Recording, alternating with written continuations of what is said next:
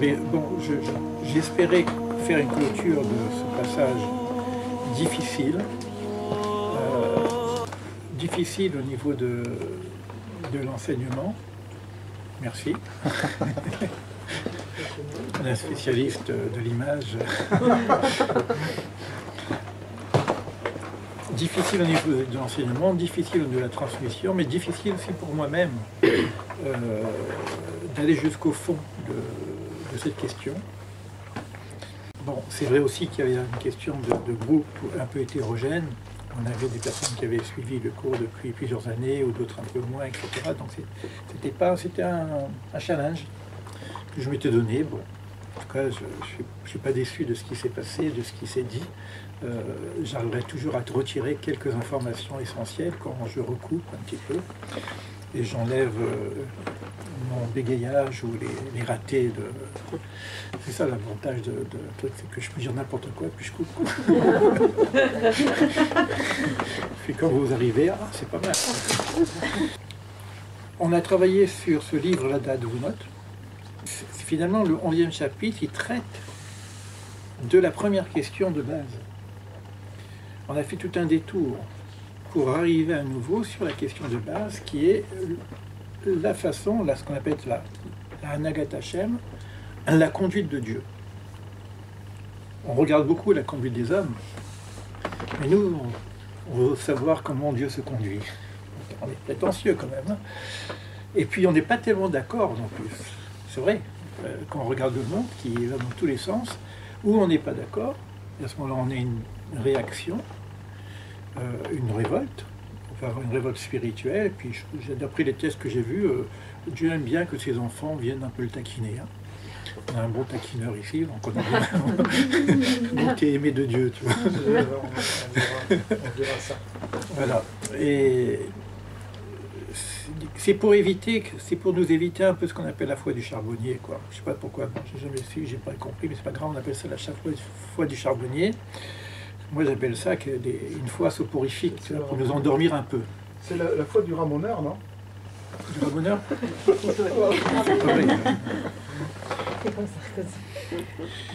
C'est très mieux. On comprenait mieux la foi du ramoneur que la foi du charbonnier. Parce qu'on est ramone, on ramone. Et là, d'ailleurs, on a ramoné depuis... Ça fait 3 semaines, 4 semaines qu'on ramone. Et puis, on n'arrive pas à voir le résultat. Donc c'est pour éviter la foi est très importante parce que c'est la base du texte. C'est-à-dire que le texte me dit, moi je crois, mais je ne comprends pas. Et quand je me perds au niveau de mon étude, c'est écrit au début du texte, Shuva lamakom, revient à la foi. C'est-à-dire revient à la base, puisque sinon l'étude elle-même n'a pas de sens. Si je n'ai pas la foi qu'il y a un ordre dans l'univers, je ne vais pas me poser la question sur l'ordre de l'univers. Quoi qu'on dise sur celui qui conduit cet ordre, qu'on appelle Dieu, qu'on appelle Gantorlorgé, qu'on appelle... C'est pas important. On dit qu'il y a un sens. Il y a un sens dans le monde. Et donc je pars de cet axiome qui pourrait être aussi une émouna, une foi. Si je n'ai pas, on ne se pose pas la question. D'ailleurs, ceux qui n'ont pas la foi, ils ne se posent pas la question. C'est-à-dire qu'on ne peut pas accepter l'idée d'un principe créateur ou l'idée d'un principe directeur, parce que bon, le principe créateur, il est aussi en même temps directeur, tel que le monde est. Donc moi, j'y crois pas, et puis on tombe dans une autre croyance, ça reste aussi une croyance, hein, une croyance athéiste ou une autre croyance spinoziste qui viendrait remplacer la foi que d'Israël, celle qu'on nous la donne ici.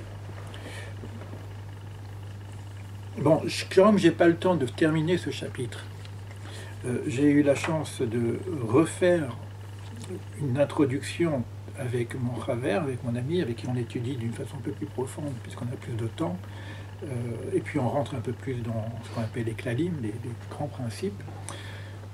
Et on a pris le texte de Rav Shriki, qui a écrit ce livre avec des commentaires. C'est le même, hein, mais la différence c'est que celui-ci n'est pas traduit. Et où j'ai été un petit peu tranquillisé. Et juste à la fin, il dit, mais tout ça pour ça. C'est-à-dire quoi? C'est-à-dire, qu'est-ce que tu me racontes, quoi, en gros, hein. Tu m'entraînes dans une étude d'approfondissement pour arriver à me dire, de toute façon, tu ne peux pas comprendre.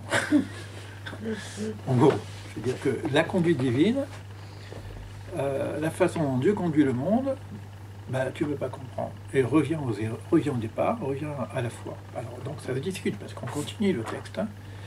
Quelque part, on est bloqué. Moi, je pensais être tout seul bloqué, mais bon, le Ramchal, il a bien compris que si on étudie sérieusement, et qu'on n'avale pas les couleuvres facilement, parce que actuellement les couleuvres ne sont pas encore cachères, ça sera pour la fin des temps, c'est normal qu'on soit bloqué. C'est normal, parce qu'il y a quelque chose qui nous interroge.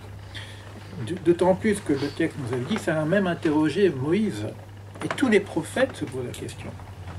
Tous les prophètes se posent la question. Donc c'est cette question de base qu'on avait posée au début. C'est comment ça fonctionne, si tu veux. C'est-à-dire puisque l'idée de base, c'est qu'on n'est pas dans une idée de base qui a un créateur et que ce créateur est fondu dans la nature et que maintenant c'est la nature qui joue les règles de la nature et que quand il y a un tsunami, ben, il y a un tsunami, ça c'est la nature. Qu'est-ce que vous voulez faire d'autre que on ne peut pas faire autrement. Mais nous, à partir du moment où on a cette idée de base que ce créateur est aussi celui qui gouverne le monde, et donc c'est la Nagata Yiru, donc le principe de créateur qui est en même temps un, parce que la notion de un, c'est pas qu'il est seul, c'est qu'il est aussi bien le créateur que celui qui gouverne. D'accord? Donc on avait un problème avec sa façon dont il gouverne le monde. On a déjà eu un problème de la façon dont il a créé le monde, puisque le monde n'a pas été créé parfait. Mais ça, on a compris qu'il a été créé parfait, parce que imparfait, c'est plus que parfait, parce que ça nous permet à nous d'être associés à notre propre création et de continuer à œuvrer notre propre nature. C'est-à-dire que je suis en train de m'accoucher régulièrement, j'ai pas terminé l'œuvre, Dieu n'a pas terminé l'œuvre pour que moi-même je termine l'œuvre, et l'œuvre c'est l'humain. Donc ça, on a compris que cette notion de participation à notre propre création, bon, alors donc si le monde n'a pas été créé parfait, à la limite c'est plus que parfait. Ça, il nous a expliqué tout ça. Et après on est rentré dans la notion du projet divin. Quel que le projet divin était d'épancher sa bonté. Donc, et épancher sa bonté, ça veut dire que la finalité du projet, c'est qu'on puisse nous être en relation, en unicité, en relation d'amour avec le divin. C'est le principe de base. Mais que pour cela soit vraiment bien, il faut que ça passe par un autre système. Ce système qu'on appelle le Mishpat, la justice. Puisque ce système va nous permettre à nous de, quelque part, entre guillemets, je mets des guillemets de partout maintenant, parce qu'on a bien vu que ce qu'on dit, il faut le redévelopper, ce qu'on appelle la notion de mérite. Que je ne reçois pas la lumière gratuitement, je suis participant, je travaille pour recevoir cette lumière qui m'est donnée gratuitement. Mais finalement, c'est pas gratuit, puisque je travaille dessus. Mais c'est quand même gratuit, d'accord? On appelle ça Matan Torah, mais on parlait. Voilà, donc je vais reprendre un petit peu ce qui est dit ici, on va voir si on peut s'en sortir, et on va voir les réponses qui nous sont données, parce qu'on a eu des réponses. Mais si je réfléchis bien, ces réponses ne sont pas satisfaisantes. Il va nous manquer quelque chose. Mais pour casser la vitre du cachet, il faut d'abord recevoir ces réponses, qui sont des réponses qui vont nous tranquilliser un petit peu. Mais il faut être insatisfait. Parce que si je suis insatisfait, bon, je sais quoi. Ok, merci, j'ai compris comment ça marche, quoi. D'accord? Alors,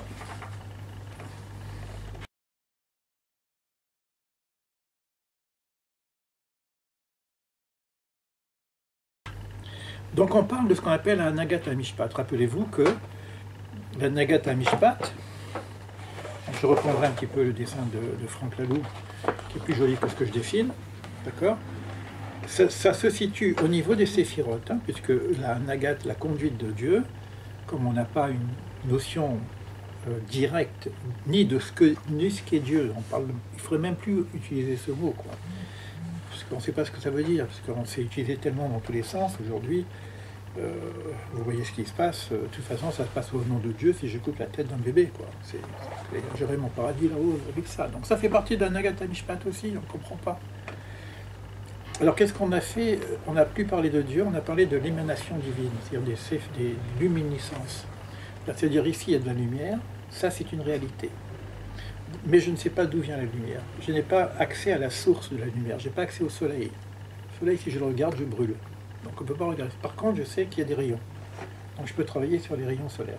Et les rayons, ça s'appelle l'émanation, et donc ça va se passer par les séphirotes. Or, cet arbre de vie, sur lequel vous avez quand même pas mal de cours sur Internet maintenant, les miens comme les autres, hein, il y a vraiment beaucoup de choses qui se disent, il y a beaucoup de livres aujourd'hui, donc à plusieurs niveaux, et ce qu'on appelle un Agatha Mishpat, la conduite de Dieu selon le principe de justice, se fait par ce qu'on appelle le petit visage. Et le petit visage, c'est les séphirotes, les 6 séphirotes qui sont ici, en dessous des 3 grandes séphirotes. Donc on en a déjà parlé. Ça veut dire qu'il y a une autre conduite divine, une autre façon dont Dieu conduit le monde, mais on va voir que les deux sont imbriqués, l'un dans l'autre, qui est la Nagata Yichud, c'est-à-dire le principe de l'unicité divine, qu'on appelle le grand amour. Or, le grand amour, il nous arrivera après coup. Mais c'est l'objet, la finalité, quand je dis l'objet, c'est le but. Le but de la création, c'est le Yichud. Shema Israël, Hashem Elokeinu, Hashem Echad. Écoute Israël, Dieu notre Dieu, Dieu est un. Echad. Echad, c'est un. Or, un, ça ne veut pas dire qu'il est seul. On n'a pas besoin de Kabbalah pour savoir qu'il n'y a qu'un seul Dieu si on parle d'un principe qui a une création avec des causes et effets, et on arrive à la cause des causes. Mais le un, c'est ce qui va nous être dévoilé à la fin des temps. Je l'ai dit plusieurs fois, ça veut dire que pour l'instant, on ne sait pas vraiment ce que ça veut dire. On en a eu un aperçu. En tout cas, le 1 est en rapport avec Echad. Echad, c'est en rapport avec 13. 13 qui est en rapport avec Ahava, qui veut dire amour. 13 plus 13, ça fait 26. C'est en rapport avec Yudke Vavke, le nom divin. Donc on a un nom divin qui s'écrit Yudke Vavke, qui vaut 26, qui correspond à la relation d'amour avec la créature. Donc l'émanation directe. Ça s'appelle la relation d'amour. Il n'y a pas c'est l'amour inconditionnel. On n'est pas dans les mesures. Il semblerait que c'est pas le meilleur amour, en tout cas d'après le texte.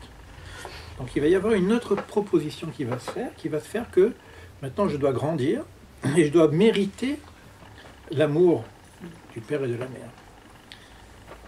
En tout cas, mais à la fin des temps, le principe, à la fin des temps, au début des temps, dans le mélange des temps, je pourrais dire même, le principe, ça reste, quoi qu'il en soit, quoi qu'on reçoive, quoi qu'il se passe, le principe, c'est le principe d'amour, qu'on appelle Yichud, qu'on appelle Anagat Yichud, la conduite de Dieu selon le principe du un, Yichud, l'unicité. Ça veut dire que tout ce qui se passe est conduit selon ce principe d'amour, mais il est caché. C'est pour ça qu'on dit Gamzul et Tova. Ceci est aussi pour le bien. Mais nous, ce qu'on voit, c'est pas le bien. Nous, on voit, c'est le balagan. Nous, on voit, c'est la mort. Nous, on voit, c'est les crimes. On voit des choses qu'on ne comprend pas. D'accord? Et dans le plan de l'un, dans le plan non pas de ma réalité à moi, mais dans le plan de l'unicité, dans le plan du... Mais j'ai pas accès, je vois pas. Alors je voudrais savoir comment ça se passe en bas. Et ça s'appelle Anagata Mishpat. Disons que ce serait trop complexe pour nous pour comprendre. Alors, mais en même temps, on nous dit qu'il faut aller au maximum de notre capacité de saisissement du texte, pour ne pas rester simplement sur la notion. Parce que la croyance, elle est très forte, elle est très belle, elle est très simple, parce que c'est la croyance ce qu'on appelle le Ta'am. Mais tu prends comme celui qui s'appelle Ta'am dans la Torah, par exemple, c'est Jacob. Il représente Tiferet. C'est lui qui est dans l'harmonisation de tout. Quand on dit Jacob, Yoshev Beoel, Jacob est assis sous les tentes. Il n'est pas simplement en train de méditer. C'est pas un méditant, c'est un étudiant. assis sur les tentes. De quelle tente? On parle de la tente de Shem et Héber. Il est en train d'étudier la tradition à travers la tradition primordiale qui vient de Noé et qui a été donnée à Shem et après à Héber, après à Melchizedek qui est lui-même Shem. Donc il y a une transmission et il y a une yeshiva, c'est-à-dire qu'il y a des gens qui s'assoient comme nous sommes là. Pourquoi on s'assoit, on médite, c'est bon quoi. En plus, maintenant, il y a la méditation en toute conscience. Tu vois, tu t'assois, tu bouges plus, c'est génial.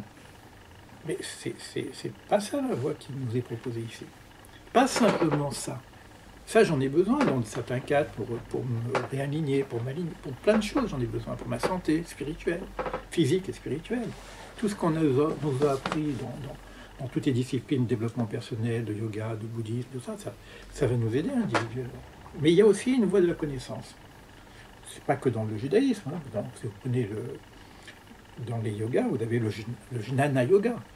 Vous n'avez pas que le hatha yoga ou la bhakti yoga. Le bhakti yoga qui est le yoga de l'amour, vous avez aussi le jnana yoga. C'est quoi ces gens qui font du jnana yoga? Eh bien, ils se prennent la tête. Le jnana, c'est là-dedans.